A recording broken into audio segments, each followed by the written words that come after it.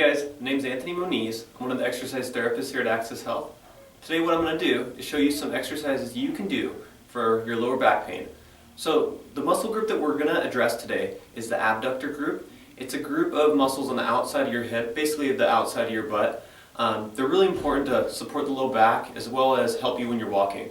So what we're going to do is do three different things for that group of muscles. So the first thing that oftentimes happens is you get a tight bound muscle, so where it should be nice and flat, it tightens up and balls into a trigger point or knot. So we're going to work that out by using a tennis ball, and you're going to press that knot out, lengthening that muscle back to normal length. After we do that, we're going to stretch that muscle. So that muscle is shortened as well, so we're going to stretch that muscle back to normal length. And third, we're going to strengthen that muscle so that it can contract and relax in its normal range. And that should significantly help with lower back pain and sciatica if those muscles are dysfunctional. So let's jump right into it. Okay guys, find one of these. Take it out of your dog's mouth or out of the doghouse, or bust out the old tennis gear. Grab one of these.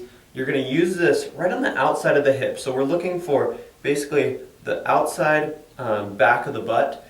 You're going to put that on that area, and see how my legs are bent? That's important because that puts the weight right on that area. Legs are bent, then you're rotating to the side until most of your weight's directly on that tennis ball.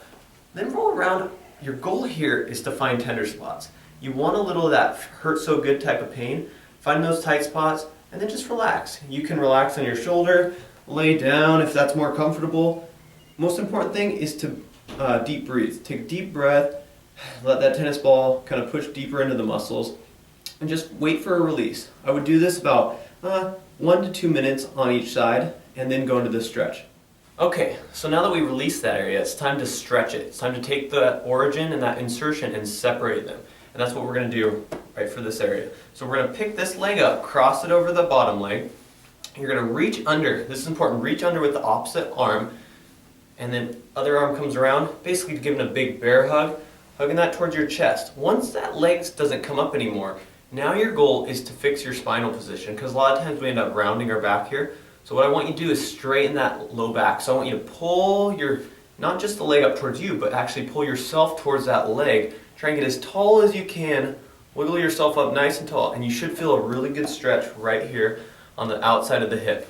Hold that, breathe for about 1 to 2 minutes. Okay, last but not least, and everyone's favorite, the strengthening, right? Everybody loves to be strong. So what we're going to do here, legs are bent at about a 90-degree angle.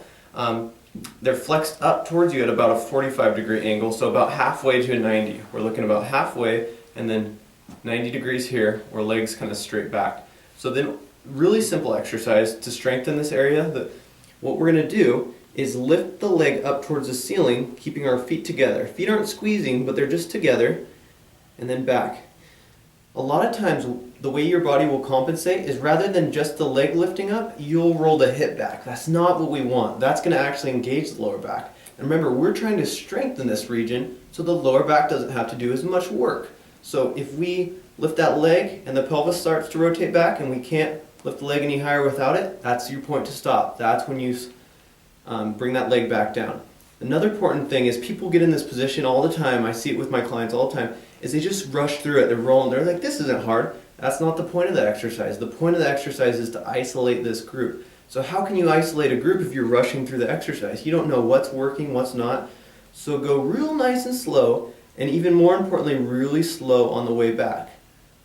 We're really slowing it down and isolating each and every fiber of that muscle group. Okay guys, that's it. Pretty simple, right? So do those once a day for about 2 weeks until you see a change. So tune in for some of our other videos in the future. Thanks guys.